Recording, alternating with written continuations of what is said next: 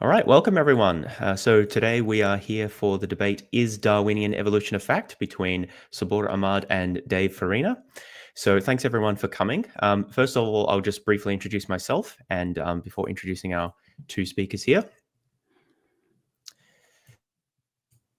Sorry, I've got the stream open in the background like a numpty. All right, there we go.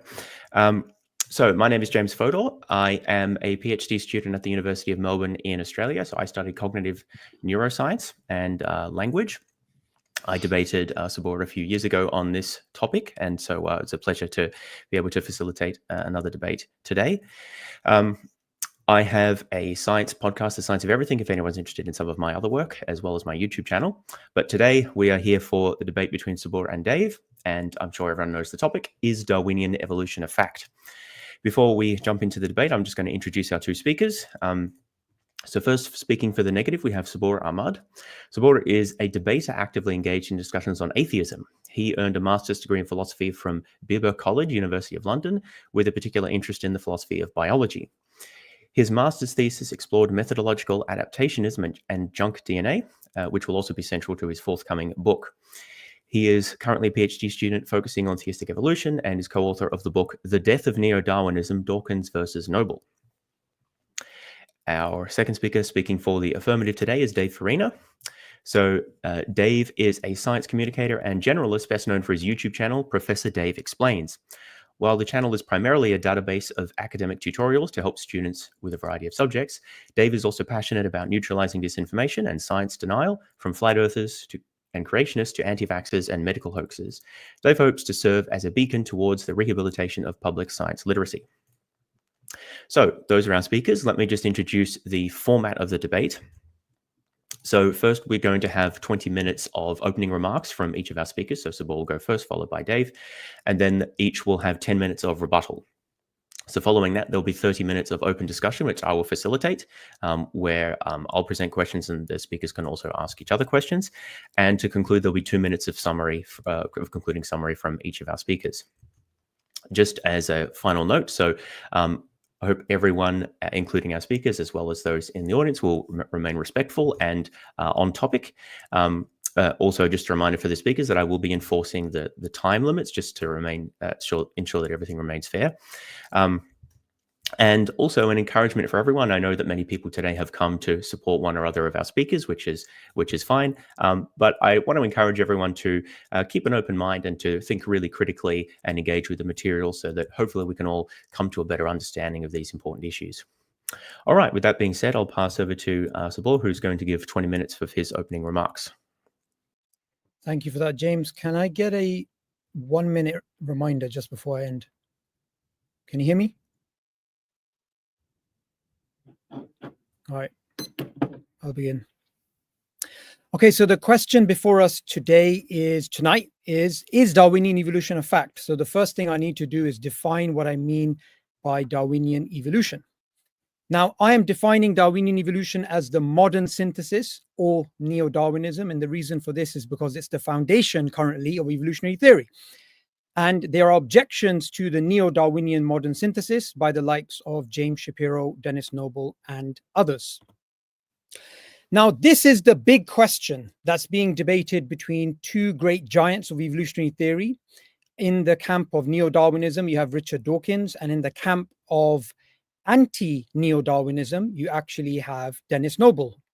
Now, this interesting debate took place about 2 years ago. Both of them went head to head. And what you see in this debate is they are essentially arguing on a very simple point about causality, but then that lifts into other areas. And primarily, they're focusing on Dennis Noble's book, Dance to the Tune of Life, which is published by Cambridge University. So I'm going to be using the arguments of Dennis Noble from this book, which have been battle tested against the likes of Dawkins. Now, there's 4 pillars of neo-Darwinism, according to Dennis Noble, and all 4 of these pillars, according to him, have fallen. The first one is the central dogma, which is DNA to RNA to proteins.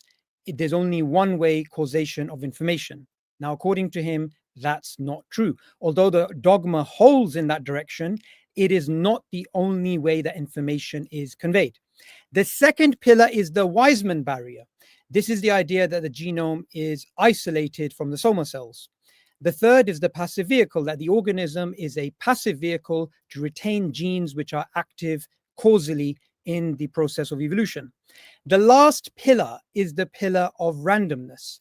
So what Dennis Noble is challenging is the idea that randomness can actually generate function. He doesn't deny randomness. This is a common straw man that's made against him.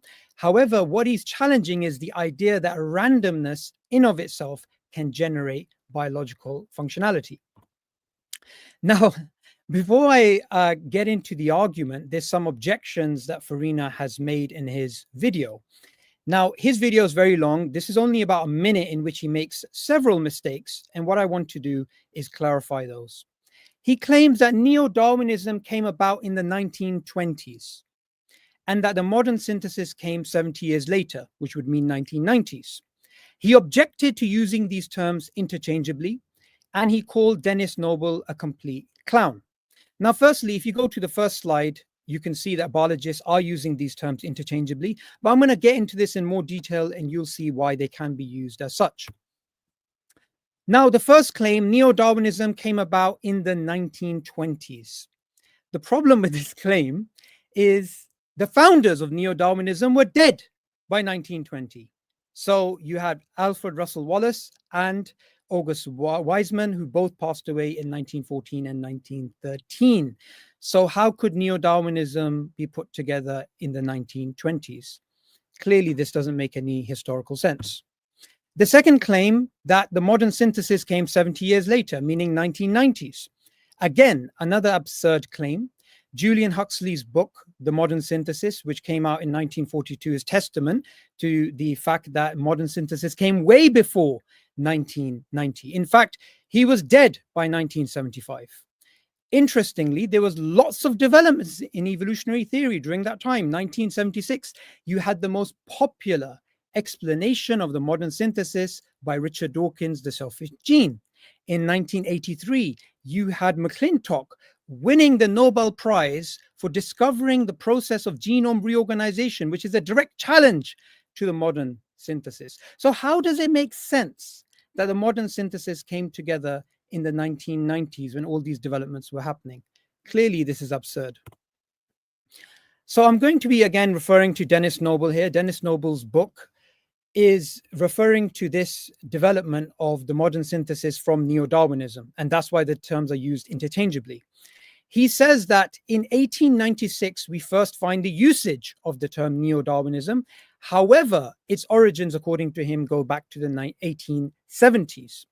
And the modern synthesis version of Darwinism, according to him, came together between 1920s and 1950s. So Farina's claims, let's have a look at them. Neo-Darwinism came about in the 1920s. That's false. Modern synthesis came about 70 years later. Again, false. He objected to using these terms interchangeably. And if we go back a few slides, you will see here that both people who are proponents of neo-Darwinism and against neo-Darwinism are both using it interchangeably for the reasons I've already mentioned. So where does that leave us? Someone that has such a primitive understanding of evolutionary theory and its history, what can they actually tell us about this theory? I want you to consider a thought experiment. Imagine a history teacher who claims World War I took place in the 1960s. So JFK was assassinated in the same decade as Franz Ferdinand, as the same decade in which Hitler was in the trenches. What would you say to such a history teacher?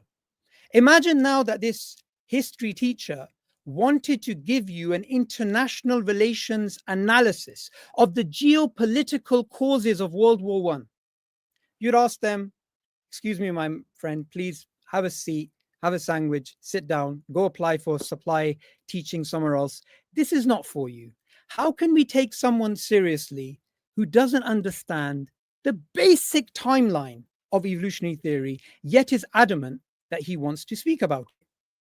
Now let's go to his most absurd claim, which is that Dennis Noble is a complete clown.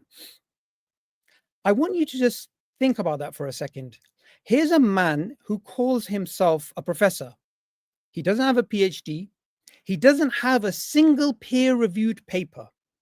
He is calling one of the top evolutionary biologists in the world a complete clown. Isn't that rich? So we're going to examine him today and see why he thinks so. Maybe he knows something we don't know. Maybe he can teach us something about Dennis Noble that Richard Dawkins doesn't know and others don't know. Now, normally I don't have to go into who is Dennis Noble during my debates. I refer to him casually. But because he's been called a complete clown, it'd be prudent to explain why he's not a clown. Okay, so let's break down his history. We find that his earliest contributions to evolutionary theory go back to 1962 with the Noble model.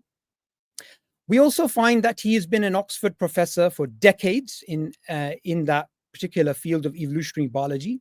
He is a fellow of the Royal Society, and I want to explain what the Royal Society is. The Royal Society is the oldest and the most prestigious society in the world. It is a society which goes back to the 17th century. It is a society in which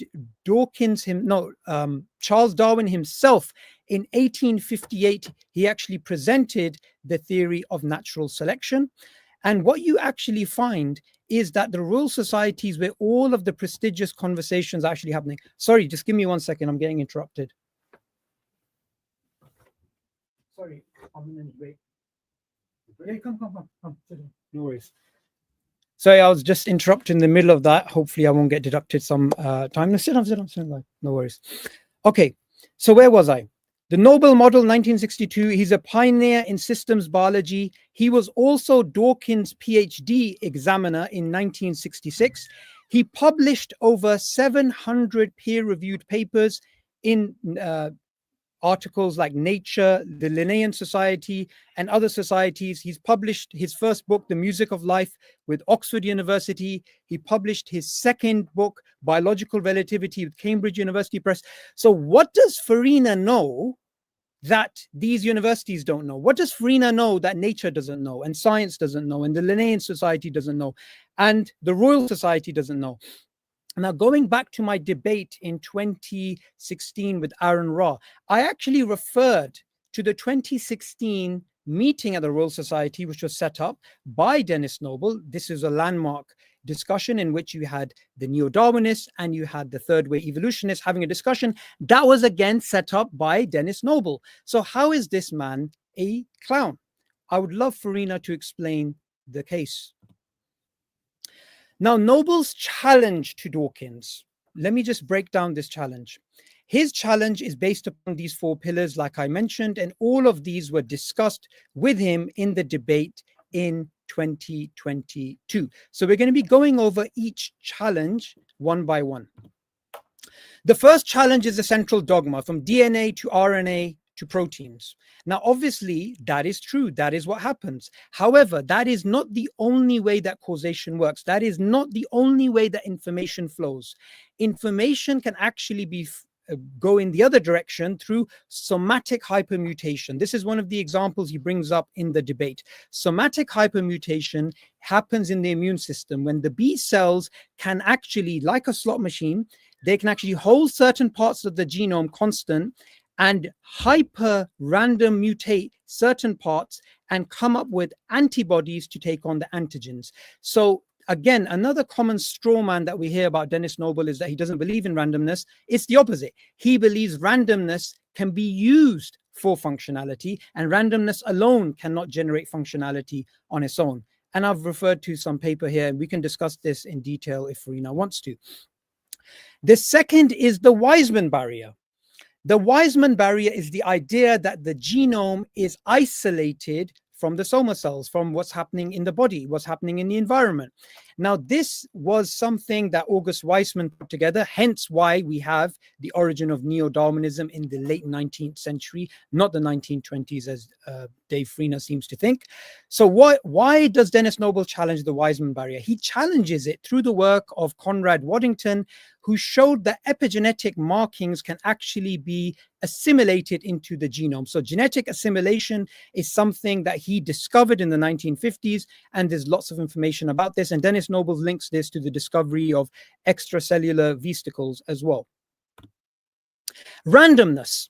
So randomness alone, alongside natural selection, the idea is that genes created us, mind and body, purely through random variations plus natural selection. And this is something that Dennis Noble wants to challenge head on. He doesn't believe in this. He believes that the data shows us it was not randomness, it was actually genome reorganization. And he relies heavily on the work of McClintock, who won the Nobel Prize for her discovery of genome reorganization. And he also relies on James Shapiro, his collaborator in the third way of evolution. One of the papers that he referred to in the debate with Richard Dawkins is the paper from Nature about the initial sequencing of the human genome. This involves yeast, worm, fly, humans, and others.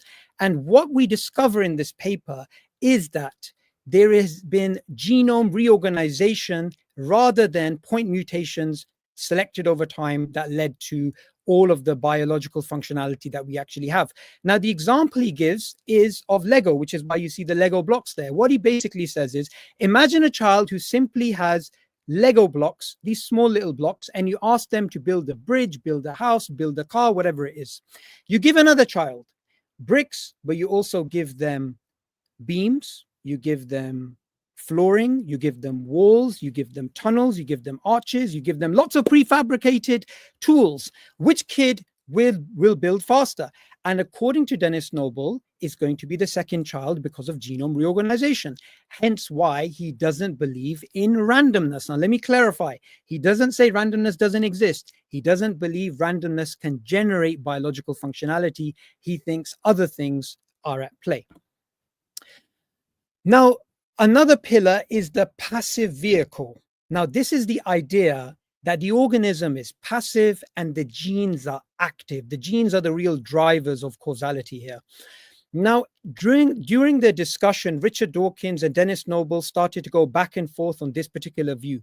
Now, Dawkins basically said to Noble, I could take your genome and I could take all of the 3 billion base pairs and I could engrave them in granite. After 10,000 years, I can put them in a sequencing machine and I can make a replica of you, Dennis Noble. And Noble said, no, you can't. He said, you need the egg cell.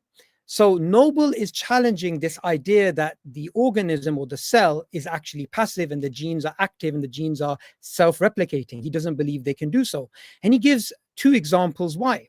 The first reason is epigenetic marking. So he says you would need the egg cell from his mother in 1936. You can't just say that it's going to self-replicate without that, because the epigenetic markings from the experiences that his mother actually went through.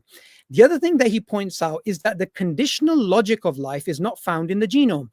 The if, then, or else something else, that conditional logic is found in the cell membrane, and those cell membranes are not coded for in the genome. So that's another reason why he believes you cannot say the organism is passive, and why he challenges Richard Dawkins' idea that his DNA can be put into a sequencing machine and another Dennis Noble can come out.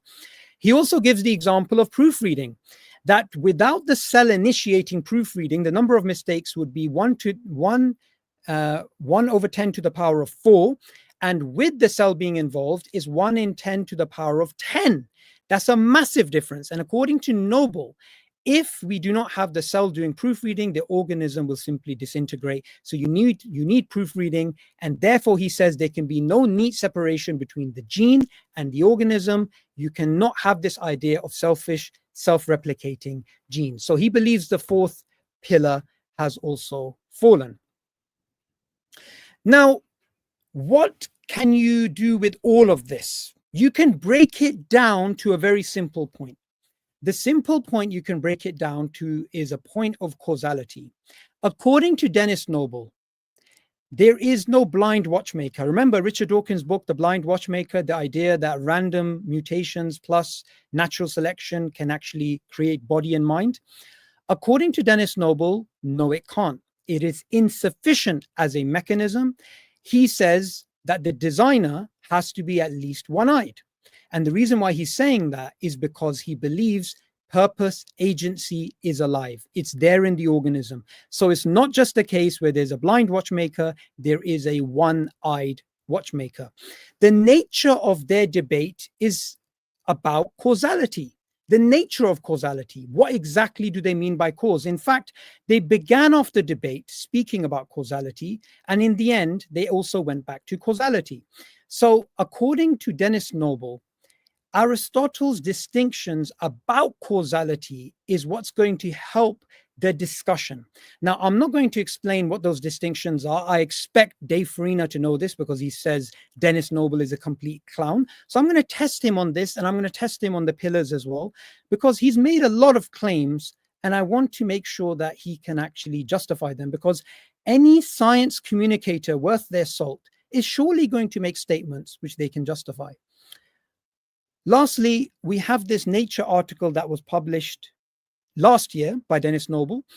This, he believes, is a tipping point in evolutionary theory, and he believes that it's time for us to move away from the gene-centric neo-Darwinistic view. Now, Dave Farina has a dilemma in front of him. The dilemma is very simple. The dilemma is this: if he attacks Dennis Noble, tries to challenge the four pillars, which according to Noble have fallen, he tries to challenge Dennis Noble's idea of causality, he will look incompetent. And the reason he'll look incompetent is someone as competent as Richard Dawkins couldn't address him. In fact, Richard Dawkins in that debate was on the back foot, and he couldn't address any of the contentions of Dennis Noble. So what will Farina do instead? The second horn of the dilemma is to just be a coward, just to simply cower down and avoid speaking about Dennis Noble. Now, being a coward is worse than being incompetent. So it's better for Farina to try and take on Dennis Noble. However, to be incompetent, you need to show a level of competence. So that's a secondary dilemma. Would Dave Farina even understand and articulate and make the viewers understand what Dennis Noble is actually saying? I very much doubt it. So he will not be able to go down the incompetence rule because he's not competent enough to show that he's incompetent. He will have to go down the cowardice rule. So this is the way that this debate is going to take place. In the 3-hour video that Dave Farina made, he didn't give a shred of evidence that Dennis Noble is a complete clown. But today, I'm going to hold him to account, and I'm going to check if he's going to give us a present. And the present I'm hoping he's going to give us is what Richard Dawkins couldn't deliver in the debate with Dennis Noble, which is, why is Dennis Noble wrong? I'm looking forward to hearing from Farina on his thoughts, and I'm looking forward for him to justify his statements about evolutionary theory's origin and its history, and his comments about Dennis Noble.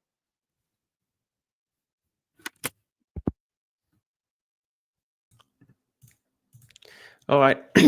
Thanks, Subboor. So that concludes his opening remarks. So we now have, let me reset the timer. I think you had like 30 seconds left. All right. So we now have 20 minutes for Dave to present his opening remarks. All right, so this is supposed to be a debate about evolution. As you can already see, there will be very little discussion of actual science because Subboor is incapable of it. He doesn't actually understand any of the things he's referencing. Instead, these are the things he does. He fixates on the definitions of words and distorts them. He hides behind philosophical jargon. He misquotes scholars, pretends they support his lies, and shouts a lot, typically. So we'll discuss the details of the distortions in the debate, but for now, let's hear from Subboor's super-duper favorite philosopher, Elliot Sober, that Subboor distorts what he says and others.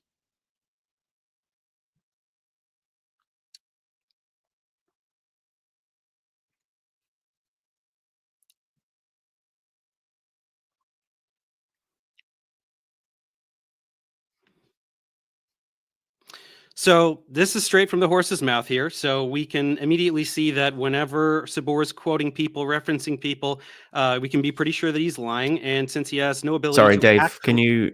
can you hear me? So the audience weren't able to hear that, I'm afraid. Oh, that's a bummer. Yeah, I don't know exactly why that is. That's strange. Well, I'm sorry, but if you go to Skydive Phil's channel, you can see it. Sober is explicitly stating that Subboor misrepresents him. So it's a shame you couldn't hear it, but that's what he says. So you can be pretty sure that that's exclusively what Subboor does, and he doesn't actually have the ability to discuss any of these scientific topics. He's just going, Noble says this, Sober says that. That's pretty much all he does. So he basically has no argument. To prove his incompetence, you just need to look at the title of this debate. He insists on this debate with this ridiculous title over and over again, and it's completely meaningless. First, let's talk about the part with Darwinian evolution. So let's make it perfectly clear that he doesn't actually know what Darwinian evolution means. He regularly says it's the current evolutionary paradigm. It isn't. So yeah, it's a model from the 19th century. He's trying now to obfuscate and talk about neo-Darwinism, conflate it with all these other models. That's not what the title of the debate is. I'm going to stick to the title of the debate. And so it is the case that nobody in the field refers to themselves as Darwinists or subscribing exclusively to Darwinian evolution. It's outdated and used mainly by creationists to try to reduce an entire field of science down to the utterances of a single prophet. So, Darwinian evolution refers to descent with modification and natural selection. That's all. It sounds like he wants to talk about neo-Darwinism, but that's not what he called the debate. So that's his bad. So again, Darwin didn't know anything about genetics. He didn't know about DNA, anything like that. No concept of mutation. Neo-Darwinism, he's taking this reaction video I did where I spoke off the cuff, trying to remember dates. So, okay, I said 1920s. He's right. Around the turn of the 20th century, neo-Darwinism was coined to incorporate aspects of Mendelian genetics, though still nothing about DNA. And then modern synthesis, right? If you want to refer to extended synthesis, whatever syntheses you want to refer to, once we understood DNA and all of these other evolutionary mechanisms, we started talking about a new paradigm here. And so what important thing to understand for this debate is that Darwinism is in the middle. It is part of the modern synthesis. So variation being acted upon by natural selection is still an enormous part of evolution. Absolutely zero biologists reject this idea. Each model encapsulates the prior. Nothing is lost. More is simply added. So Subboor is going to imply that Noble, all these other people, are pushing alternatives to Darwinism. They don't. It's in there. Now the bit about being a fact. Subboor doesn't actually know what a fact is. Objects and concepts are not facts. Would you say that a chair is a fact? That doesn't mean anything. A fact is a singular datum. We could say that the chair exists. That's a fact. Statements can be facts. Scientific facts are observations that have been repeated so many times so as to make their veracity beyond reasonable doubt, but they are never assigned any kind of supreme certainty. They are subject to revision, no matter how unlikely. So, for example, water boils at 100 degrees Celsius at sea level. That's been true every time anyone has ever done it, but you never know. To bring this back to the debate title, scientific concepts are not facts. We wouldn't say gravity is a fact. That doesn't mean anything. But we could say that gravity factually exists, just as we would say that evolution by Darwinian mechanisms factually occurs. So, unlike a fact, which is a singular datum, a theory is a model that correlates a variety of disparate data and explains them all elegantly in a singular model, which makes falsifiable predictions. Theories can yield facts. I'm sure Subboor would agree that it is a fact that the Earth goes around the sun, and yet this understanding is called heliocentric theory. Demonstrating his confusion, Subboor constantly claims that facts are absolute, certain, not subject to revision. This is false. He contrasts this with theories, which to him are hopelessly uncertain, subject to eternal revision, and can never be proven. This just shows that Subboor doesn't actually even know what science is. Proof is for mathematics and logic. Science doesn't prove anything ever. This creates problems for Subboor's flawed epistemology. Here is a fact derived from a theory. Is it absolute or not? Could we make an observation that could overturn the fact that the Earth goes around the sun? If yes, facts are absolute. If no, theories can be absolute. To get more clarity, let's distinguish between a priori knowledge and a posteriori knowledge. A priori knowledge is that which is gathered through reason alone. This is limited to things like the perfect imaginary world of mathematics, where we can make deductions free from actual experience. A posteriori knowledge means through observation, which is literally all of science. If there is uncertainty here, if this is invalid, then it applies to all of science. This implies that we have no certainty about the shape of the Earth or atoms existing or anything like that. So if Subboor wants to take this extreme philosophical stance, then he must explain why he is exclusively freaking out about evolution, and most specifically about common ancestry for humans and other apes.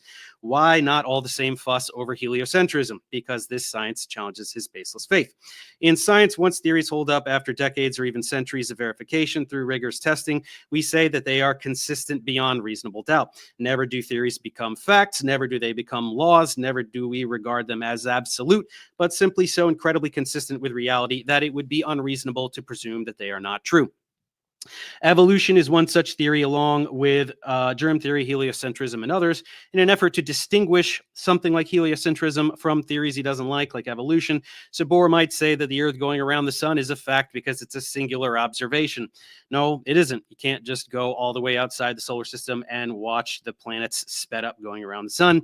It's an inference based on countless observations, like the positions and motions of planets and other celestial objects, stellar parallax, and other threads of evidence. Heliocentrism correlates a wide variety of data and explains them neatly with a singular model. That's what a theory is.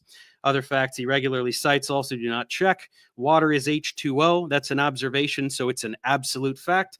Well, how do we know this? How do we know the molecular formula? How do we even know that atoms exist?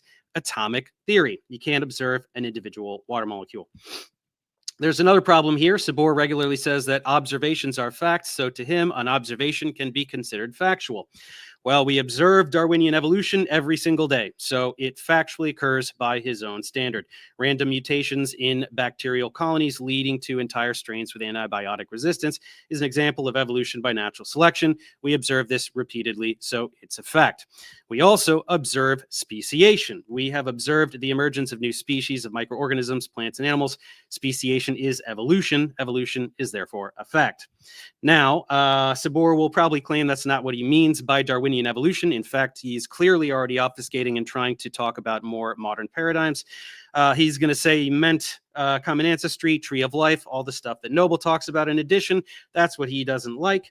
That's fine. We can talk about all these other things. We can talk about Noble. We can talk about all these other mechanisms that you don't actually understand. But first, concede the debate. Darwinian evolution factually occurs, and men never do a debate with this dumb fuck title ever again. This is the title of the debate that you chose. If you want to talk about something else, concede the debate, and then we'll talk about your other topics instead.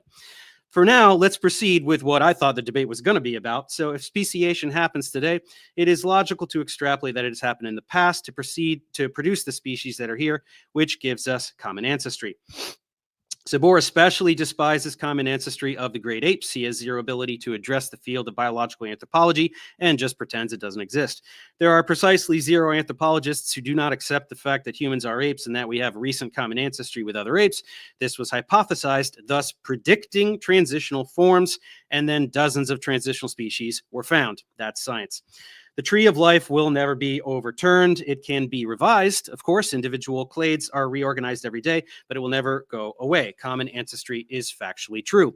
Even if you include, he loves to talk about horizontal gene transfer, endosymbiotic events, all these other things. This is just a revision of details. It's not rewriting everything, right? It doesn't somehow render phylogeny invalid.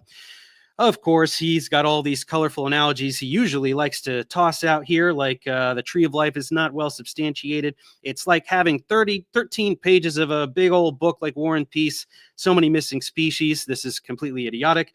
He has no idea how many species are missing. We know of millions, and we have whenever we find new ones, they fall into the tree nicely. So it's not really like a book with a plot. It's more like a 1,000-piece jigsaw puzzle. How many pieces do we need? Few hundred. If we have 952, can we be confident far beyond reasonable doubt what the puzzle is? If it's a hot air balloon, what are those last few pieces going to change? Not much. Okay. Of course, Subboor needs to fabricate some kind of uncertainty into science he doesn't like, so he does what every other science-denying pseudo-intellectual moron does. He whines about Thomas Kuhn and paradigm shift. Every electric universe crank I've ever seen uses this book to pretend that Einstein is obsolete and being overturned. Every paradigm is replaced. All of science is constantly shifting. Everything we know is wrong at all times. So the biggest paradigm shift in the history of science, and the one he always cites, is modern physics, or the shift from classical Newtonian mechanics to quantum mechanics and relativity. Even in this extreme example, the existing paradigm is not discarded. It works just fine, and we continue to use it to this day. It is not wrong. It just got limited to the motion of objects larger than an atom that go nowhere near the speed of light. For example, Newton's law of universal gravitation, this law still works just fine. To apply Subboor's attitude, will we shift away from Einstein's paradigm too? Is it a fact that space-time warps around massive objects or not? If we get a theory of everything, will this fact cease to be true? If not, then why pretend the previous paradigm is worthless? It isn't. Look at how atomic theory has evolved over time. With each discovery, everything about the previous model continued to be true. We just got additional layers of detail and precision. Never did new information reveal that atoms don't exist. So the same goes for evolution. Discovering new mechanisms does not mean that the old ones don't exist. The core principles put forward by Darwin of descent with modification and natural selection are objectively true and continue to be true. They just aren't the whole picture. Biologists today all acknowledge the validity of Darwin's work as the forefather of evolutionary biology, but none of them are Darwinists. We're past that, and all of the mechanisms he wants to bring up from Noble and whatever he wants to talk about, none of that invalidates Darwinian evolution, which is the title of the debate. So again, concede this, then we'll talk about whatever you want. So it's pretty much we're saying what could possibly overturn something like atomic theory? You'd have to put forward something that explains every single experiment in the history of chemistry. Same with evolution. We observe it every day. It's the cornerstone of biology. The details are refined, not the full picture. Of course, Subboor has his list of reasons that evolution in particular is no good. He's always talking about probabilistic frameworks and assumptions and disputes. Evolutionary biology is not any more probabilistic than any other science. That doesn't mean anything. It does not apply the scientific method any differently than chemistry or physics. Subboor loves to toss around the terms homology and homoplasy to pretend that evolutionary biologists just make up whatever they want. This is idiotic. These are homologous structures. We know they are homologous because they are made from the same parts: radius, ulna, carpals, metacarpals, phalanges. They are just molded to different shapes, something easily explainable by evolution. Slow morphological change on consistent structural features to yield totally different purposes. That's not how design works. We don't build planes out of boat parts, and yet nature sometimes makes legs and fins and wings out of the same parts because it can't scrap everything and start from scratch. It is not sentient. Homoplasy, on the other hand, describes analogous features. They have superficial similarity, like the same function, but do not indicate recent common ancestry. We can tell because they actually are very different. That the eye evolved many times is not hard to swallow. Even in extant life, we see a variety of complexities for vision. All you need is a photoreceptor selectively expressed on certain cells. Now the organism can sense light. Over time, features evolve that improve this function, like a lens, cornea, etc. This is all sequential and piecemeal. Unlike the caricature that Subboor paints, we don't just assume that everything with structural or functional similarity is immediately related. For example, swimming fast is important to aquatic animals, so they tend to adopt similar shapes, those which are conducive to swimming fast, namely this torpedo shape. Same environment, same selective pressures, so we can expect similar phenotypes, even though they aren't closely related. In contrast, something like pharyngeal gill slits support common ancestry because they are remnants of embryonic development in ancestral forms. They do not become gills. They follow some other pathway due to specific mutations that alter the progress of embryonic development at a particular time. Homology is not an assumption. It is a deductive inference based on empirical evidence of shared ancestry. If we're so hopeless when it comes to determining which structural features are due to common ancestry and which are not, then why are we not even remotely confused when we assign things like this? Why is it so easy to conclude that pterodactyls and parrots are not as closely related as pterodactyls and non-flying dinosaurs? Some homologies are difficult to interpret, others aren't. That's just science. We should note that Subboor regularly admits that he has no issue with whales evolving from land mammals or other examples of extremely significant evolutionary change, which is good since we have countless fossils that represent lineages from fish to tetrapods, land mammals to ocean mammals, dinosaurs to birds, and all the rest.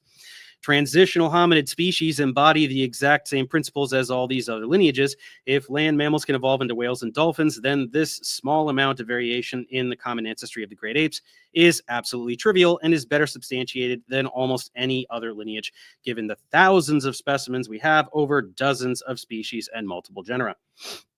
He has no ability to dispute any of this. He just shouts circular reasoning and other bullshit as though that is a valid refutation of entire fields of science. There is no circular reasoning. We generate hypotheses and test them. Finding all of these hominin specimens that were predicted is a vindication of the model. Subboor also just regurgitates crap he learned in Philosophy of Science 101 as though it makes him sound intelligent. Evolution bad because swan can be black. He loves his black swan example and the scatter plot and these kinds of things. Once again, science produces exclusively a posteriori knowledge, which is based on observation. All of science is inductive. He rages against this science in particular because it contradicts his baseless faith. Furthermore, placing deduction on a pedestal above induction is silly. Deductive reasoning applied to real-world concepts also relies on induction. Premises are based on observations, which are inductive inferences. Take the famous Aristotelian syllogism, how do we know that all men are mortal? Observation, induction. Lastly, just like any other intelligent design propagandist, Subboor pretends there is so much controversy and debate within the scientific community. There isn't. And as predicted, he points to figures like Dennis Noble to pretend this much. And I'm sorry, Subboor, he is a joke. And you know so little about him that you don't even know that he's not an evolutionary biologist. He's a physiologist. He's not an evolutionary biologist. He's funded by the Templeton Foundation to spread this kind of propaganda, to give some creationists something to talk about. That 2016 meeting you're talking about was funded by the Templeton Foundation. Nobody in evolutionary biology gives two shits about this guy. I'm very sorry to tell you. So to conclude, is Darwinian evolution a fact? Well, is it a fact that the Earth goes around the sun, even though this fact is derived from heliocentric theory? If yes, then facts can be derived from theories, and Darwinian evolution is a fact. If no, then you're going to be hard-pressed to come up with a single thing that qualifies as a scientific fact. To put it another way, if this theory yields this fact, but you pretend other theories are incapable of producing facts, you are cherry-picking the science that you don't like. If this is not a fact, then there are no scientific facts, and the entire debate is pointless, an exercise in preaching to your brainwashed flock. And thus, we close with an ultimatum for Subboor, which must be fulfilled by the end of the debate.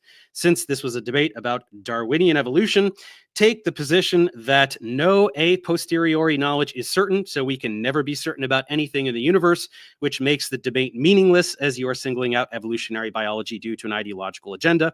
Or two, admit that your definition of fact includes a posteriori knowledge like heliocentrism, which is derived from a theoretical framework, and that you simply fail to demonstrate how evolutionary biology is any less certain than other examples of well-established theories. Your choice, either is fine with me.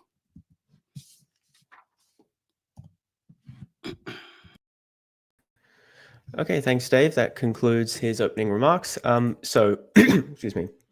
We'll then be moving into the rebuttal section of the debate. So each speaker will have 10 minutes to respond to what the previous speaker has said. I just want to remind our speakers that it's perfectly fine to critique the ideas of the opposition and to also question their credentials and things like that. But please keep your criticisms focused on the topic of the debate and relevant to the issue.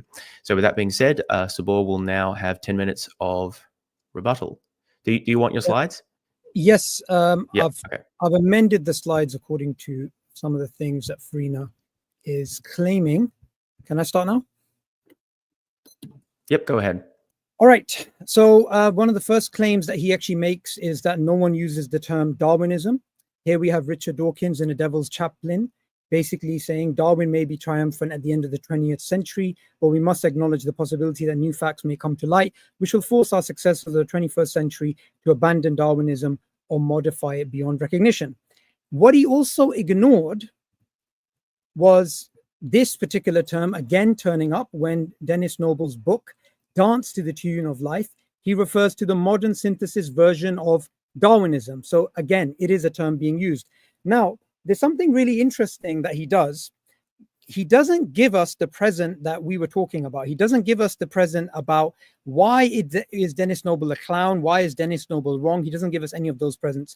What he does do is he gives us 3 fallacies. So thank you for that, Farina. Like a good student, you were listening to my talks, but you misrepresented me in many different places. However, I want to concentrate on 3 particular fallacies. The first is the equivocation fallacy. The equivocation fallacy, let me just give you an example. There's somebody falling down on the floor saying, I have a heart attack. Can you call a doctor? And then someone comes and says, yes, I'm a doctor, but they have a PhD in gender studies. that is the fallacy of equivocation. The word doctor is being used in two different ways. So that is highly misleading.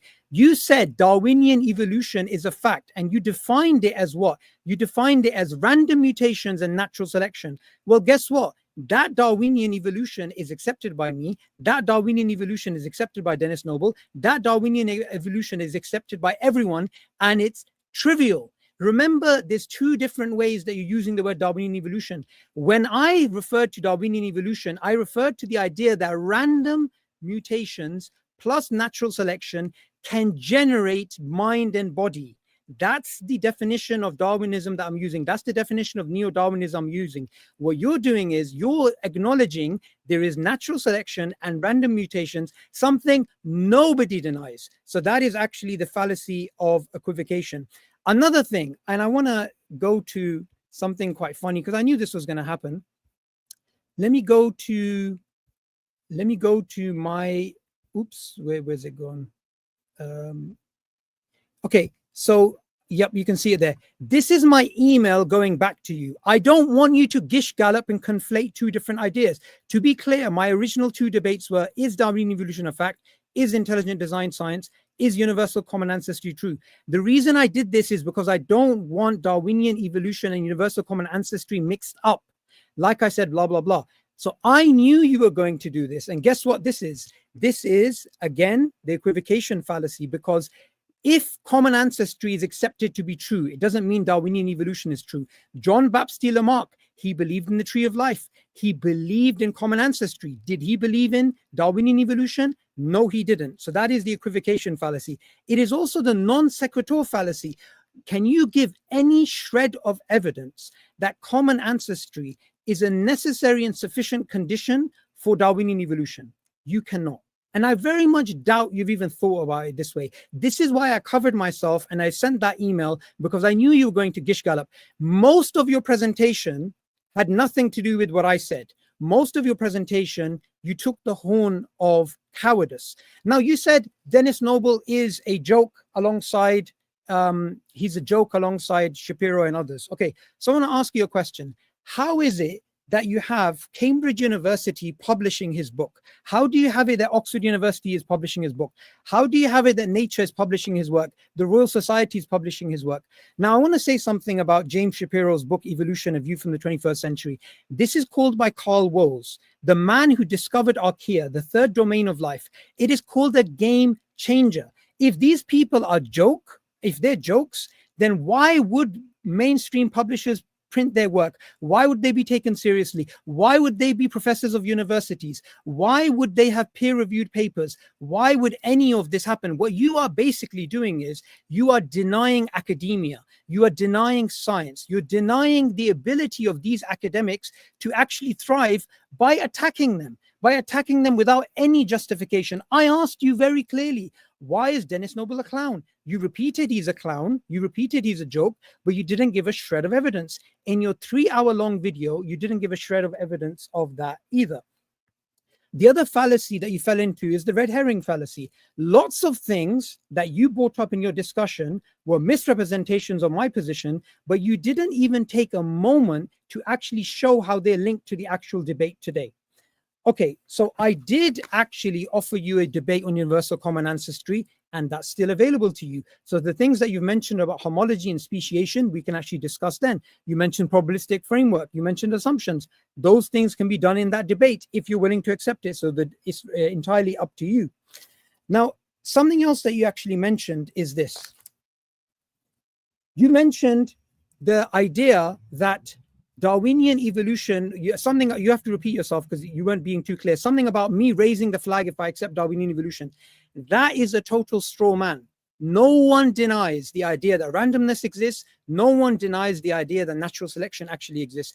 You should read Dennis Noble's book. You should actually read my book, The Death of Neo-Darwinism, because in the same book, I actually accept that natural selection does exist. And I also accept that Darwinian evolution from a background process point of view does actually exist, but it does not create us body and mind. It does not explain biodiversity. It doesn't do any of those things. It's a trivial process which is observed in nature. Now, I want to go to some other things which I think are important. I've already dealt with the rest of your nonsense. So Darwinian evolution as a term is obviously being used. That's something you can't deny. The Gish galloping we did. You said Dennis Noble is not an evolutionary biologist. You are assuming only people with a genetics background or people working in molecular biology are evolutionists. Why is his field of physiology, why is his field not considered evolution? In fact, you will find papers published like this, the physiology of evolution. In fact, Dennis Noble's entire argument is that physiology guides evolution. Now, I want to take you back to something else, which I think is really important. If we go back to these particular points, Dennis Noble's entire argument is that physiology guides evolution. Epigenetics guides evolution. Epigenetic markings are genetically assimilated. So for you to simply say he's not an evolutionary biologist, what you're simply doing is denying his argument. And let's go back to something that you don't want to speak about, which is this. Your mistakes, you just brushed over them. Oh, I just said something. No, you made total nonsensical statements. You need to take those back. You need to say, I didn't know what I was talking about when I was saying these particular things. And you need to make it unequivocal. Okay, something else which I think is quite important. Remember what I said. You are in a state of a dilemma. You can either attack Dennis Noble, or you can be incompetent and try and challenge him and you're not going to succeed, or you can be a coward and try and avoid it. Now, what you simply said is he's a joke and he's not an evolutionary biologist. Can you give me any evidence for that? Can you give me any reasoning for that? Can you give me any justification for that? Because what you seem to do is you seem to attack academics, but you don't justify your positions. And do you know what? I'm really going to enjoy the 30 minutes. We're going to go back and forth because I'm going to hold you to account for this. And I'll tell you something which I think is really interesting. Can you explain his perspective on Aristotle's distinctions and the nature of causality? I bet you can't. And I bet something else as well. I bet your way of dealing with this issue is the same way that you dealt with your discussion with Jonathan McClatchy on Twitter, which is all on this website. You can find it on evolutionnews.org, where you were misrepresenting Michael Behe and you were distorting what he was saying. And when you were caught out, here's what you said to him. Get ready for the top search result for your name on both Google and YouTube being me taking a big steamy dump all over your dumb science denying apologist face. Is that the behavior of a professor? 1 minute. Is that the way that a professor talks, or is that the way that a Pajit talks?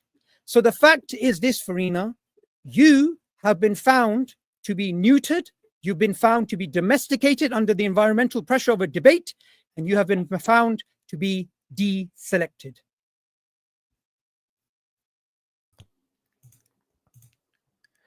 Okay, we now have 10 minutes of response from Dave. Did you have any slides to present with this, Dave? No, I'm just going to address this bullshit he's spewing.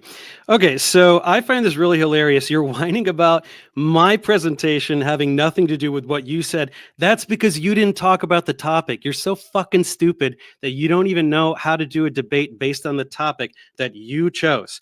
You said Darwinian evolution. Everything you're saying is wrong. You don't understand the definitions of these words. You just said that I said that Darwinian evolution is random mutations and natural selection. I didn't say that, so you either weren't listening or I don't know what's going on over there. Darwin didn't know about mutations. Darwinism precedes the entire field of genetics. Even when neo-Darwinism came about, it still was about Mendelian genetics. So we still didn't know about DNA. So all these other mechanisms you want to allude to has nothing to do with Darwinian evolution. So like I said, look, we can talk about any of these other things you want, but this was the debate title that you chose. So, and it's also why you went first, because that way you could talk about whatever you wanted and pretend that I'm off topic. I'm the one talking about the topic that you chose. Darwinian evolution is descent with modification and natural selection. That factually happens. So whatever vernacular you want to use, it's a fact. So you can admit that evolution by natural selection factually occurs. You lose this debate. Then I'll gladly talk about whatever else you want. Common ancestry, we're going to talk about all these things. It's totally fine. But you have to admit that Darwinian evolution factually occurs, right? You can't just distort the definitions of all these concepts here. Darwin precedes genetics. He had no idea what mutations are, no random mutations, any of this stuff. So just stop. This is getting ridiculous. The second thing we're going to talk about is, as I predicted, you have no ability to discuss science. All you do is Daddy Dennis Noble said this other guy said that. Stop whining about what people say and talk about the science. We're going to talk about all of these mechanisms. We're going to talk about the biology. We're not going to go, this guy did this. And by the way, Dennis Noble, something in Oxford University Press, whatever. That's not Oxford University. It's a publisher, right? Anybody can publish books. That doesn't mean everything in it is perfect. And it doesn't mean that all of the Oxford faculty is like, yay, go Dennis. All right. And no, I'm sorry. He's not an evolutionary biologist. Okay. He's a physiologist. Nobody in the field takes him seriously. And same, I'm sorry, you're bringing up Behe and McClatchy. Like, how dumb do you want to make yourself look by association? You're bringing up Discovery Institute cranks. Yes, I said what I said on Twitter because he was being an idiot. What do you want to do about it? It's fine. All right. And I've debunked all of those clowns to high heaven. So talking about Noble, right? So we look, it's common knowledge among evolutionary biologists that Noble completely misunderstands key concepts in evolutionary biology. Anytime he's talking about the gene-centric view, anytime he's talking about the central dogma, right? There's this idea that something is contradicting the central dogma. No, it isn't, right? The central dogma, all it says is that the information is going from DNA to mRNA to tRNA and therefore proteins, and that it can't go the other direction in that particular lineage there. Do you know why? Because amino acid residues, right? There are multiple codons that code for the same amino acid residue. And so if you have one amino acid residue, you don't know what codon it came from. You can't go from an amino acid chain, that information, you can't tell what genome it came from. That's all the central dogma is talking about. I don't know why Crick called it a dogma. It's not a dogma. I think he just didn't know what the word dogma means, but that's what the central dogma is. So anytime people bring up like reverse transcriptase or these other things, these other mechanisms, it's not contradicting the central dogma. So we can definitely talk about the things that Noble says, right? We can talk about all these things. By the way, there's so many, he's just also constantly constructing strawman arguments against neo-Darwinism. He attacks positions they don't hold, right? There was a rant about Jerry Coyne where he just fabricated a thing that Jerry Coyne says. Yeah, there's plenty of critiques, right? I'm not going to do what you do. I'm not going to go, this guy said this guy said that. But if you want to go there, there are plenty of critiques of Dennis Noble exposing how he doesn't actually know what he's talking about with these regards. Anything bringing up neo-Lamarckism is just completely misled, right? And Lamarckism is about giraffes getting the longer neck to get the fruit, and then that is somehow passed down immediately to offspring, right? That's not there. None of these mechanisms that are meant to represent neo-Lamarckism are actually Lamarckism. What else do we want to? Oh, you mentioned this thing. This is really want to get into. This is why I want to talk about science, because anytime you actually try to talk about science, you sound so stupid. It's unbelievable. You were talking about membranes and not being coded in the genome. Well, how the hell are those molecules synthesized? Right? You want to talk about lipids in the membrane. Where do those come from, Subboor? Those come from enzymes. Enzymes build them. And how do you get enzymes? They're coded for in the genome. See, so we're going to talk about molecular biology. Anything you want to talk about Noble, don't go, he said this was published in that. Talk to me about science. We're going to talk about science. We're going to put away our heroes and our daddies and all that. We're going to get into these actual mechanisms, right? We're going to talk about science. Talk to me about molecules and cells, transcription, translation, mutations. We're going to talk about that. Anytime you stray from that, I'm going to bring you back. We're going to be talking about science here, right? You wanted to take me into the deep waters, right? Subboor wants to take me to the deep waters. So let's go there. So really, I had a couple other points here. What did I say? You said Lamarck about common ancestry. Lamarck did not accept common ancestry. He thought life was constantly spontaneously appearing. So they all had different forms and separate ancestry. What else did I have? Some other notes here.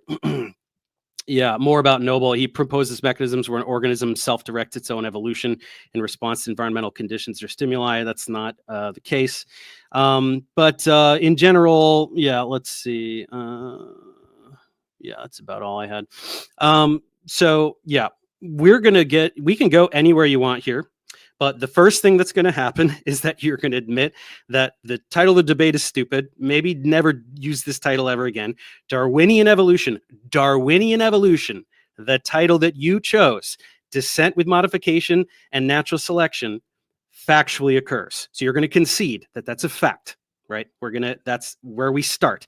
Once you concede that, we can go into any of these other areas you want to talk about, and we're going to do so by talking about science. We're not going to say Dennis Noble said that, Elliot Sober said that, this guy said that.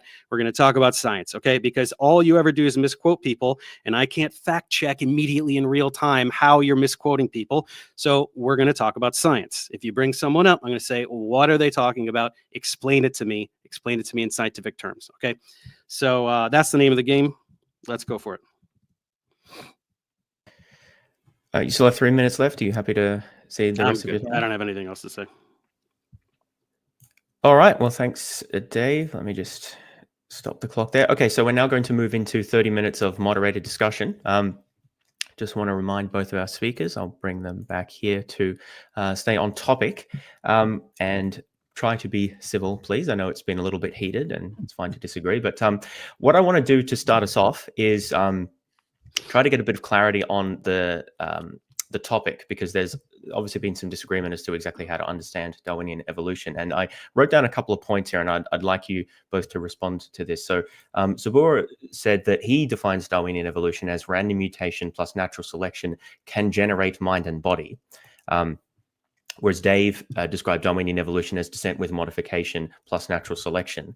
So what appears to be at the core of the disagreement here from Subboor is this idea that Darwinian evolution claims that these mechanisms of random mutation and selection can generate mind and body. So Subboor, I was wondering if you could maybe clarify for us what you mean by that, and then Dave can respond and we can go from there. Well, I mean, if we are to accept what Dave is saying, then why would such a debate like Dawkins versus Noble take place? Why would the Genetic Book of the Dead, which has an entire chapter dedicated to Noble, why would that take place? Why would Understanding Living Systems, the book, be published by Ray Noble and Dennis Noble a year later? Clearly these discussions are happening and he's not aware of what's going on, so he's just trying to his best attempt is to try and make a fallacy of equivocation. That's what he's basically doing. Now, if he read my book, which he had plenty of time to do because that book came out months ago, in that book, I make it very clear. Natural selection takes place, random mutations take place. This is the same thing that Dennis Noble says. No one denies this. In fact, this is something that was known way before any of these discussions took place. So what we are really speaking about is, does natural selection plus random mutations, can it create mind and body as the selfish gene purports it can?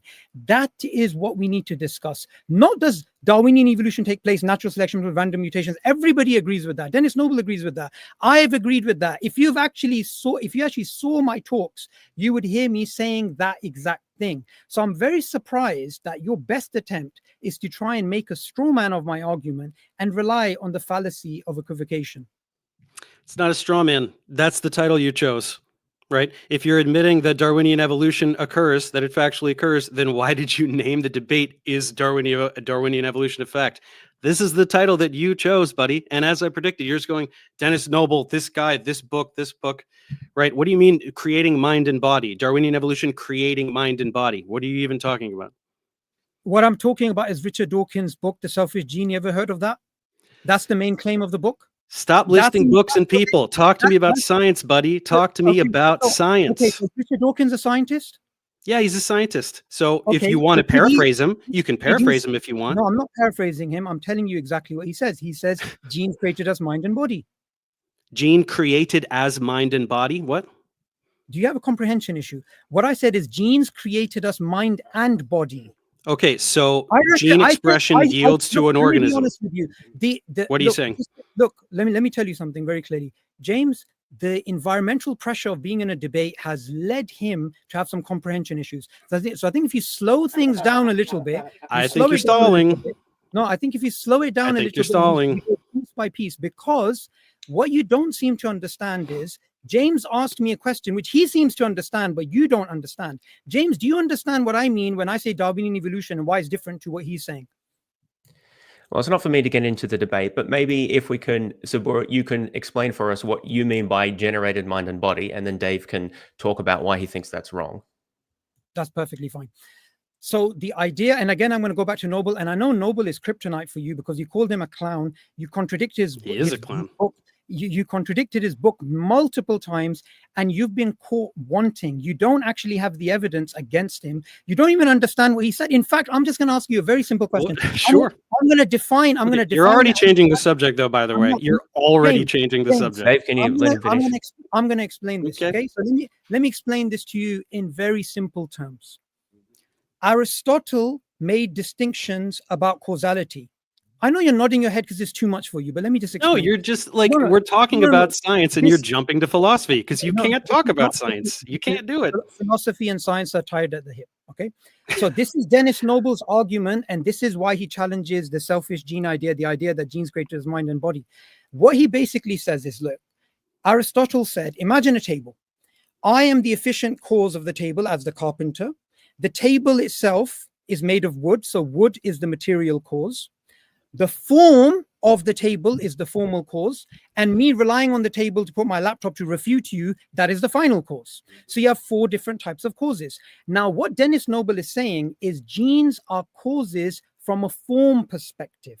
They are templates, or in James Shapiro's terminology, they are not read-only files, they read-rewrite files. And according to Richard Dawkins, and anyone can go back and watch the debate, according to Richard Dawkins, his view is that genes are causal. Genes created us mind and body. And I'm going to paraphrase what he's saying. Anyone can fact check me here, that the replicator distinction alongside the vehicle distinction, it is that the replicator controls the vehicle like with a remote control. And in fact, the very ultimate rationale of life is the preservation of genes. This is the selfish gene idea. This is standard. I'm so surprised you don't understand this. You're saying literally nothing. You're doing analogy after analogy after analogy, something about tables.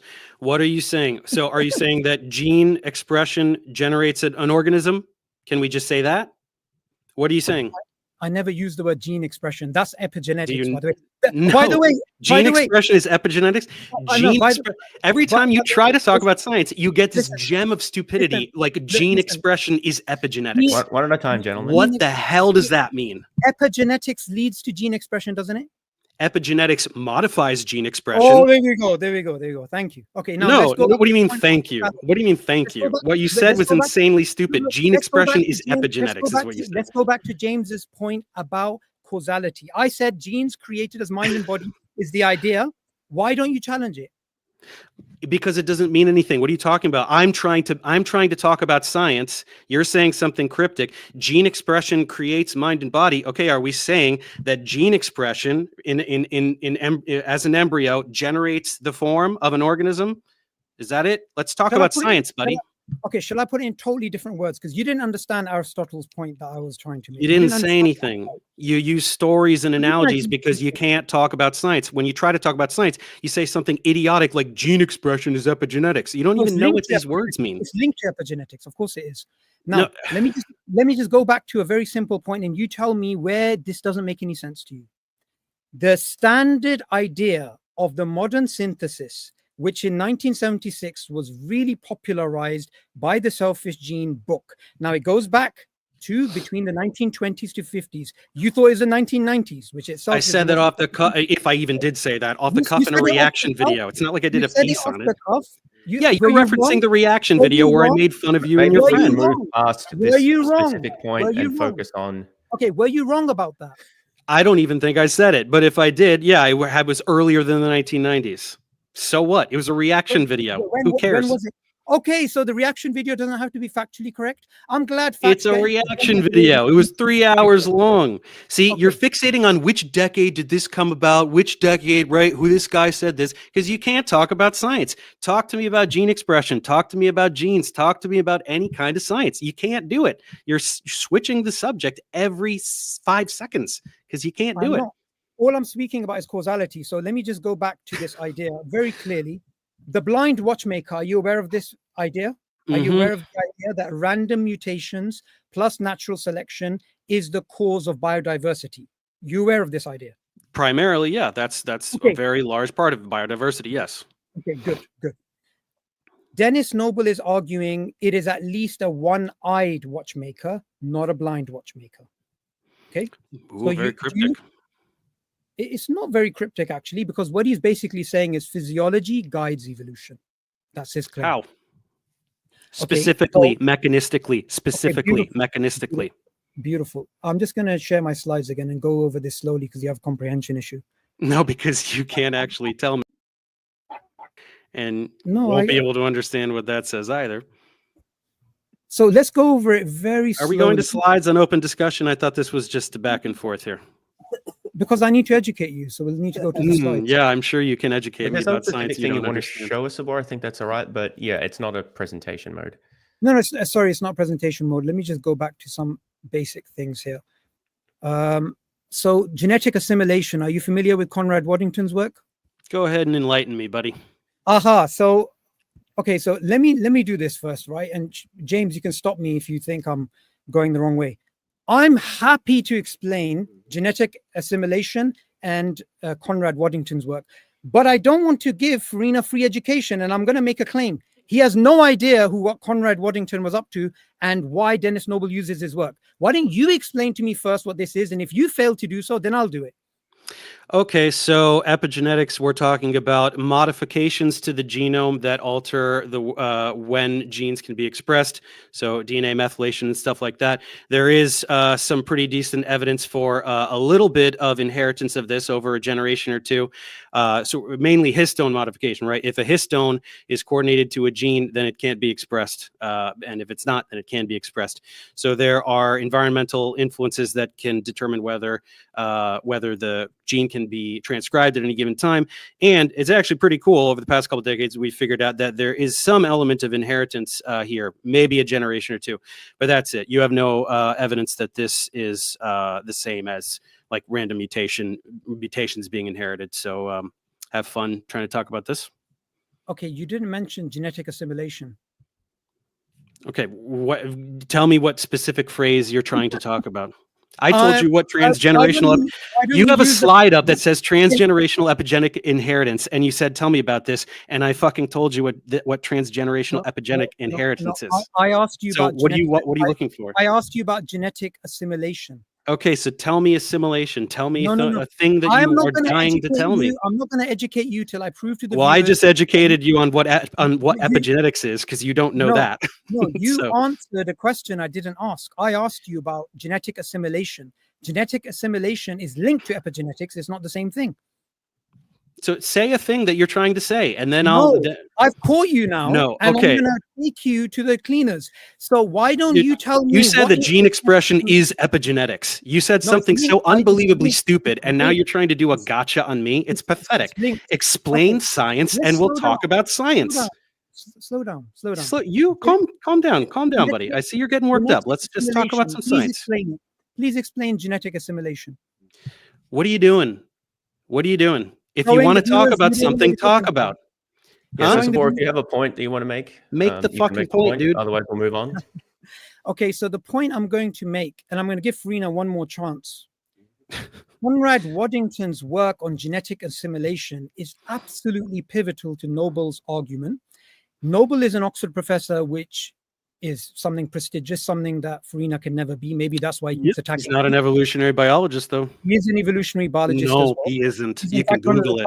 It's kind of shocking that you didn't know that, actually. And let me explain something. You said the modern synthesis came together in the 70 years after 1920, so that's 1990. Conrad Waddington, his book Strategy of the Genes was published in 1957. And he worked on fruit flies, okay? And what he basically did is he applied different things to them. Heat, shock, electric things, whatever. And the idea was to get an epigenetic response and to see if that epigenetic response could be transferred to the germline. And what he found in his studies was after 14 generations, you get genetic assimilation. Since then, a lot more work has been done in this field. And what it basically goes to show is you're attacking Dennis Noble, although you have no idea why he does what he does and who he's referring to. No, I know, because the Templeton Foundation pays him to do it. That's why he does it. Okay, so also, you didn't explain anything. What epigenetic response? What genetic assimilation? What are all these things? Actually say something. You can't do it. You just said this book is published this. Hang on, one at a time. Okay. So genetic assimilation means when epigenetic marking is transferred to the germline after 14 generations, in the case of the fruit flies with Conrad Waddington's book. So how is that a challenge to Darwinian evolution? There we go. So you have no idea what genetic assimilation is, yet you're so happy to call Dennis Noble a clown. Yeah, because he is. What's the problem? You're naming some other study. What does it have to do with anything? So give us some evidence why he's a clown. How does I just told you all of the misquotes, and he's like, how is epigenetics in any way a challenge to Darwinian evolution? It's not. It's part of the modern synthesis. We know about it. You're talking about this like it's some revolution that negates the Darwinian paradigm. It's not. Okay, so again, you've completely strawmanned my argument. Let me just go back. You don't have an argument. You just say Daddy Dennis said something, and I don't know what it is. But let me just show you. Let me show you exactly. No, we're not doing slides, Subboor. No, I'm just showing you one slide because you misrepresented my position. No. It's only one slide. Oh, okay. Only one slide because I don't have anything to say. No, it's not that. Can you see the slides now? Can you guys see the slides? Can you share it, James? Hang on. Yep. Okay, so this just goes to show you that you didn't actually understand my point. Let me go back and show you the exact slide, what it says. This is the slide I had in my opening. Epigenetics leading to genetic assimilation, and one of the causes of that is extracellular vesicles. Now, genetic assimilation is the final point which Dennis Noble uses to show that physiology guides evolution. That is the argument that he actually makes. And in fact, he's published a paper on physiology guiding evolution and also the physiology of evolution. So I'm not sure why you keep saying he's not an evolutionary biologist. Which one's not? Dennis Noble? Because he's not. I don't like, what are you not understanding about that? I think the basic issue here is you have confused an assertion for an argument. You just keep stating it, but you don't give a shred of evidence why he's not a biologist. You're not even, wait, shred it because he's not, right? If someone's not an astronaut, do I have to provide evidence that they're not like, what are you talking about? Can we try this from a different angle, a totally different angle? Okay, totally different angle. Okay. Are you aware of the distinction between reductive biology and integrative biology or holistic biology? Are you aware of the distinction between the two? I'm not aware of these terms that you're using. No, go ahead. Okay. So reductive biology is this idea that you break everything down to the genetic level and you go up. Okay, that's the standard gene-centric perspective. Dennis Noble, Ray Noble, James Shapiro, Scott Turner, all of these people from the third way, they believe in the holistic perspective. They believe that you simply don't break everything down to the genetic level. You can actually have a holistic understanding in which there is no privileged level of causality. Okay, so you cannot say genes are working at a privileged level. Now, Sidney Brenner, and he's what is a privileged level? What does that mean? Don't lecture me. We're talking here. No, I'm educating you. So no, you're not educating me. No. Let me explain, because you don't understand. You don't have anything to say. So I'll explain. I have plenty to say, right? You're pretending that genetic assimilation is not Darwinian. It is Darwinian, right? The environment exposes existing genetic variation. Natural selection acts on the variation. I'm going to keep teaching you and domesticate you. Just don't worry about it. Okay, don't respond to what I said. Genetic assimilation is Darwinian. I'm sorry. Levels of abstraction, okay? According to Sidney Brenner, the level of abstraction should be the cell, not the genome. According to Richard Dawkins and the selfish gene idea, you break everything down to the idea of replicators, self-replicators, genes. The idea of Dennis Noble and others is that is not the correct way of looking at biology. So there's an ontological shift from reductive biology to ontology, which involves holism or integrative biology. So that's Okay. what these guys are doing. Yeah, and in the modern synthesis, we include epigenetics and niche construction and all of these other mechanisms. So I don't see why you're pretending that any of this contradicts modern evolutionary biology. You're also not understanding the genetic assimilation. I never said that. I never said that. When did I say anything is contradicting? So modern what the hell is this debate even about? All you're doing is saying here are some neat things in biology, or are you pretending that you're contradicting some kind of fundamental paradigm? Let me explain again. Maybe James can help us out here. We're speaking about neo-Darwinism, genes creating us mind and body. That idea I'm challenging. Do you understand that? No, because it does, right? For physiology to guide evolution, it would have to change the DNA. What? Say that again? For physiology to guide evolution, it would have to change the DNA. In embryonic development, it's the genes that are determining the form. You're talking about mind and body, right? It's forming the organism, right? Okay. Have you heard of somatic hypermutation? What about it? No. Firstly, have you heard of it? Yes, I've heard of it. I don't recall the exact definition. Can you explain it to me before I explain it to you and educate you for free again? Buddy, you said that gene expression is epigenetics. All right. Do you want me to quiz you? I'll quiz you too, right? Tell me about gene expression. Explain to me mechanistically how gene expression works. You take the quiz. Hypermutation. Shall I explain it to you? If you'd like, if you have a point. I do have a point. The point is this. In B cells in the immune system, when there is an antigen, the genome is actually mutated, hypermutated in certain parts, and those are the parts that actually code for antibodies. And those DNA sequences are then selected by the organism to fight off antigens. So according to Dennis Noble, somatic hypermutation changes the genome. Okay, so we're talking about mutation and selection. No, we're not. You've totally not understood anything. You just said the words mutation and selection. You're not talking about mutation and selection. Okay, we are talking about somatic hypermutation, which is not the same as your version of Darwinism, which is trivial, random mutations plus selection. We're speaking we can talk about DNA. Yeah. Okay.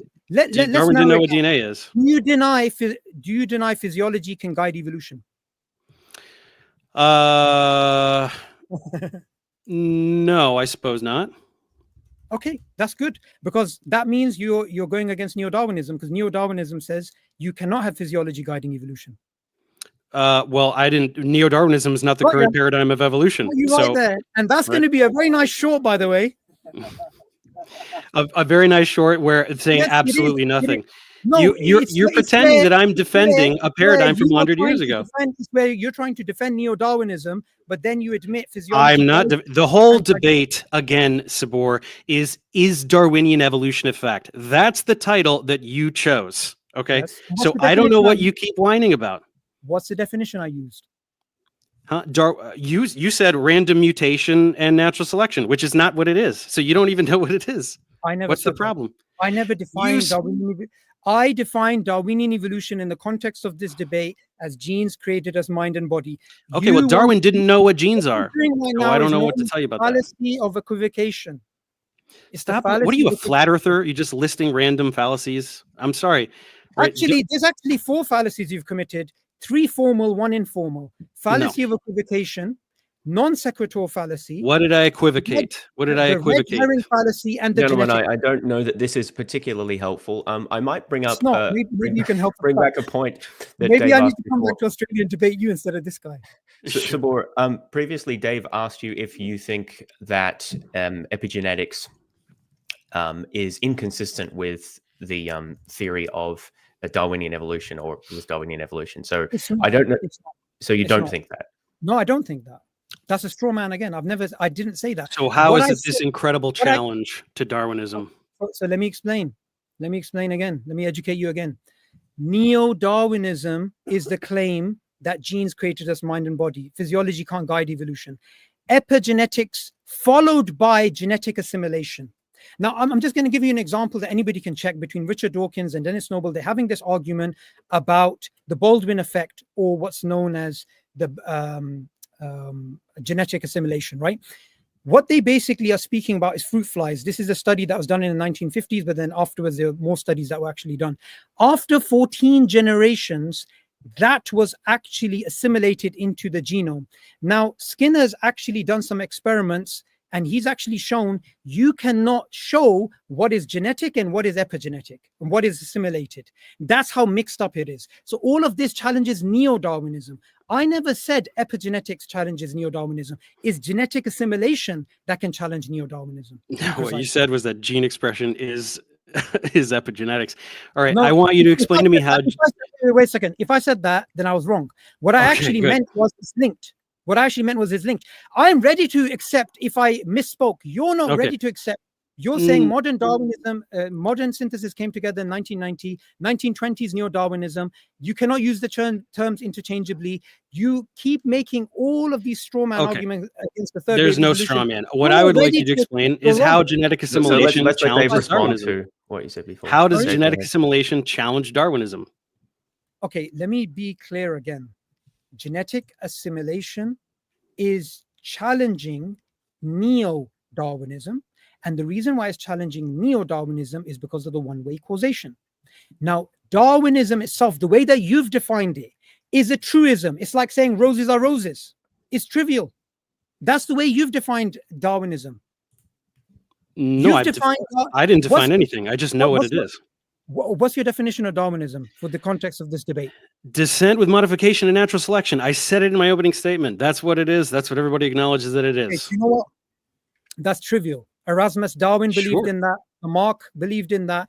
You had people going back. No, Lamarck had it completely. No, okay. But anyway, you're still not admitting that.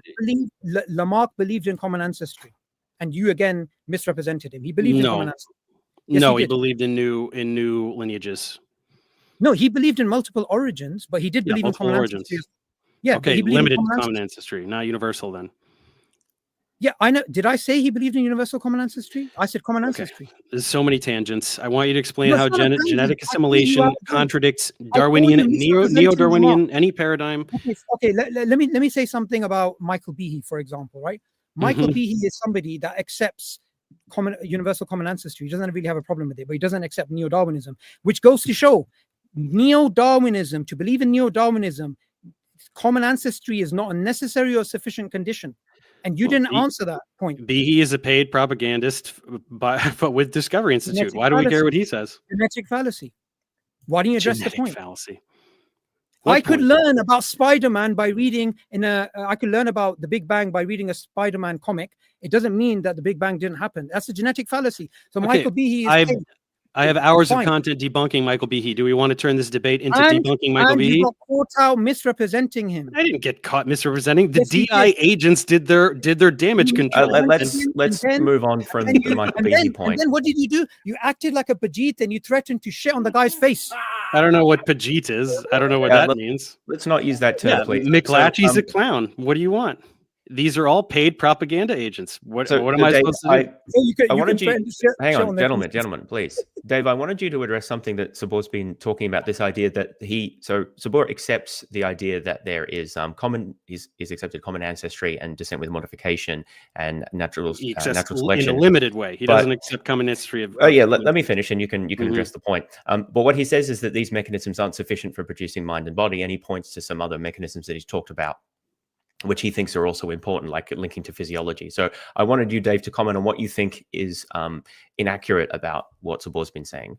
No, I think that they're like I said first with Darwin, we identified descent with modification and natural selection. Then we started learning about genetics. And now with the modern synthesis, we have all kinds of other mechanisms. It's a rich tapestry, right? The title of the debate was, is Darwinian evolution a fact? We can all agree that it is, except he won't concede that. But that there are plenty of other mechanisms going on, right? It doesn't change how how an organism comes about, right? From a zygote and gene expression to yield. Body, obviously, mind, I guess we're talking about a brain as well. There's no contradiction there. He's the one that's pretending that these alternate mechanisms somehow completely overturn and have this incredible paradigm shift, going away from traditional evolutionary biology as a means to try to support a theological conclusion. Same with Dennis Noble. That's what he's paid to do. Can I just add a little point about the history here? common ancestry was an idea that was known. In fact, universal common ancestry was an idea that goes back hundreds of years, well over 1,000 years. So Darwinian evolution, to believe in the mechanism of natural selection and random mutations creating mind and body, has nothing to do with the history of life. You could believe in the bush of life, you could believe in the net of life, you could believe in the tree of life. It doesn't actually matter. It is That's not why we get other evidence. It is not a necessary and sufficient condition to believe in common ancestry. Therefore, Darwinian evolution is true. This is a non sequitur fallacy. That's why we get other evidence. Look, you're not understanding my point. Maybe I'm going to ask James here. Maybe he's going to understand this better because we debated this, right?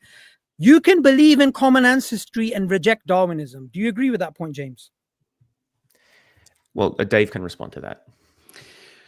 I mean, yeah, you can. You know the answer. That's why. Huh?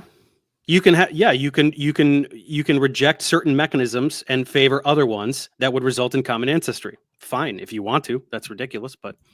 Okay, let me repeat the question. 2 minutes left. I answered your question. Stop pretending I didn't answer your question. I'm gonna ask once more. The history of evolution is distinct from the mechanism. The tree of life is the history of evolution. The mechanism is natural selection plus random mutations creating mind and body. Do you agree these are two different ideas? Yeah, in the sense of an individual organism, the development of an individual organism versus the history of life on Earth. Sure. Is this a necessary and sufficient condition to believe in this one? No, I don't know. Thank you. Debate done. Thank you. What? Done. That's the point I was making, and you were not understanding. You're not. Why are you giving evidence for Darwinian evolution by citing common ancestry? I didn't do that. I invited you to a separate debate. I didn't do that. Where did I do that? Look, go back to Muhammad Ali's channel. Go back to Muslim Language channel. When I said that Darwinian evolution factually occurs, I cited mutations in bacteria. I cited Shut your mouth. Shut your mouth. I'm responding to the dumb thing you said. You're trying to prevent me. Thanks for muting him. I said, as evidence for evolution by natural selection, I was citing mutations in bacteria producing antibiotic resistance. That's something we observe, right? That's Darwinian evolution by natural selection. I didn't bring up common ancestry as evidence for Darwinian evolution. I'm talking about mechanisms that we can observe today, and then we can extrapolate that into the past, and then we find other evidence from the fossil record, paleontology, biological anthropology, all these other things. You're correct. It's not just, oh, evolution happens now, so it happened in the past. We have other sciences for that. We have other fields of science to build up all this evidence for a case for common ancestry. That's why it's a completely different topic, but we were talking about Darwinian evolution. So what's the problem? A quick response from Subboor, and then we'll move to closing remarks.